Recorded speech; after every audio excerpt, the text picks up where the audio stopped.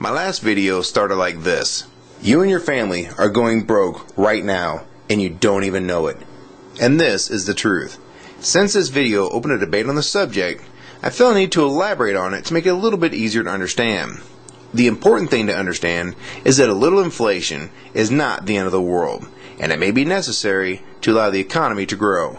But what is not good, however, is the inflation that's going on today.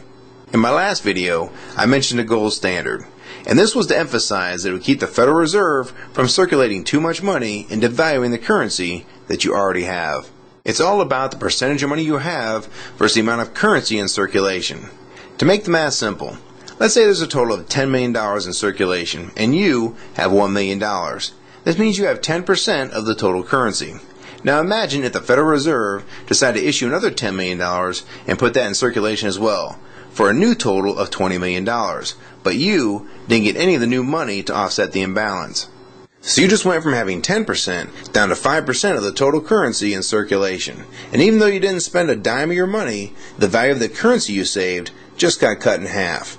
So when the new money is issued by the Federal Reserve and it gets put in circulation, the currency you hold loses value because the prices will inflate to adjust to the new amount of total currency in circulation.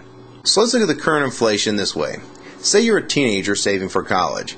You started saving at the beginning of 2004, and to make it simple, we'll start with the savings of $2,000 every January 1st since 2004. So in January 2004, 5, 6, and 7, you saved $2,000 at the beginning of each year. So at the end of 4 years, you've amassed $8,000 total towards your college education. Unfortunately, over the past 4 years, we've been in an endless war on terror, and it's caused our government to spend more money than ever before. And this decreased the value of the dollars that you set aside for college. Since many look to gold as a barometer for the dollar and its current value, let's see what happened if you put your money into gold on January 2004, 5, 6, and 7 and see what it would be worth today. The price of gold in January 2004 was $410 an ounce, and you'd be able to buy 4.88 ounces. In January 2005, it was $422 an ounce, and you'd be able to buy 4.73 ounces.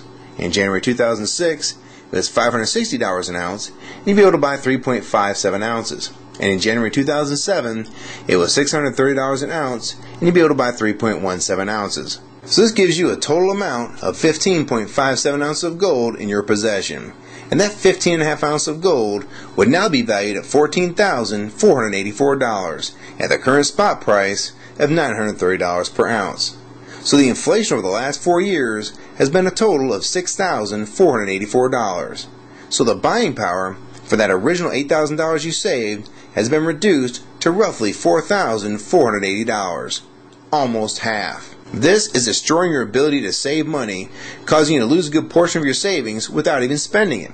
So in essence, it's punishing you for trying to save money for a future investment and endorses spending today while your dollar is worth more, and increasing the total debt accumulated by Americans. Now keep in mind, you're not really making money by putting your cash into gold and silver. You're only hedging against inflation or maintaining the value of the money you just saved. In my next video, I will show you visually year by year how much the dollar has dropped since we've gone off the gold standard. So stay tuned. And I don't claim to have all the answers, of course, but I have concerns just like you, because this affects all of us.